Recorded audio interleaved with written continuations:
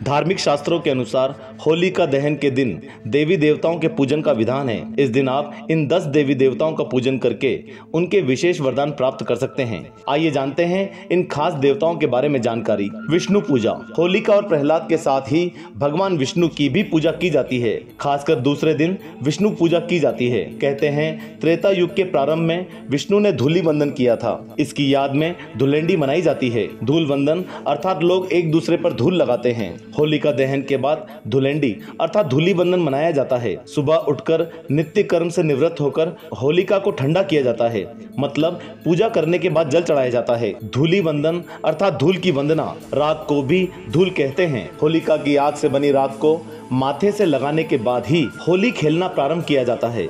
अतः इस पर्व को धूलि वंदन भी कहते हैं। नरसिंह भगवान पूजा।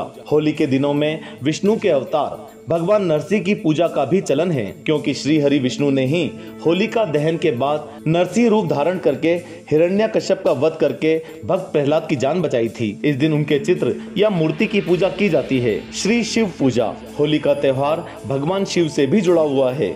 भगवान शिव ने इसी दिन कामदेव को भस्म करने के बाद रति को यह वरदान दिया था कि तुम्हारा पति श्री कृष्ण के यहाँ प्रद्युम्न के रूप में जन्म लेगा। इस दिन शिव मंदिर में घी का दीपक जलाकर उनका जलाभिषेक करते हैं। कामदेव। यदि आप वैवाहिक जीवन में सुख, शांति और प्यार चाहते हैं तो रति के साथ ही कामदेव की पूजा भी करें। इसके लिए कामदेव और रति के चित्र की पूजा करते हैं। श्री कृष्ण पूजा।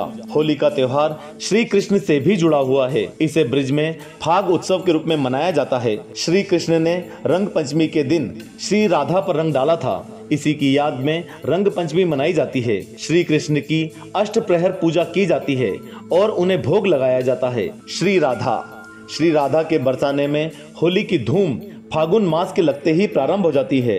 यहाँ पर 45 दिन का होली उत्सव रहता है। इस दौरान श्री राधा रानी का विशेष श्रृंगार होने के साथ ही उनकी विशेष पूजा होती है। श्री राधा की पूजा करने से जीवन में सभी तरह के सुख, शांति, प्रेम और रिश्ते नाते बने रहते हैं। श्री पृथु पूजा।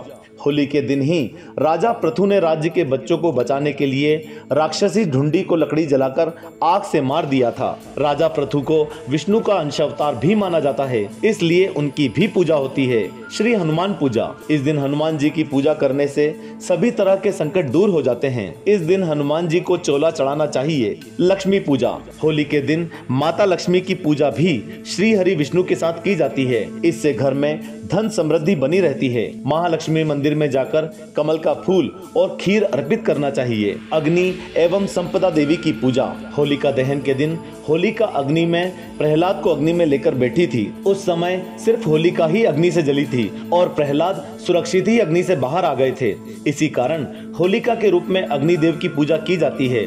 इसके बाद दूसरे दिन संपदा देवी की पूजा की जाती है। धन धान्य की देवी संपदा जी का पूजन होली के दूसरे दिन किया जाता है। इस दिन स्त्रियां संपदा देवी का डोरा बांधकर व्रत रखती हैं और कथा कहानी सुनती हैं।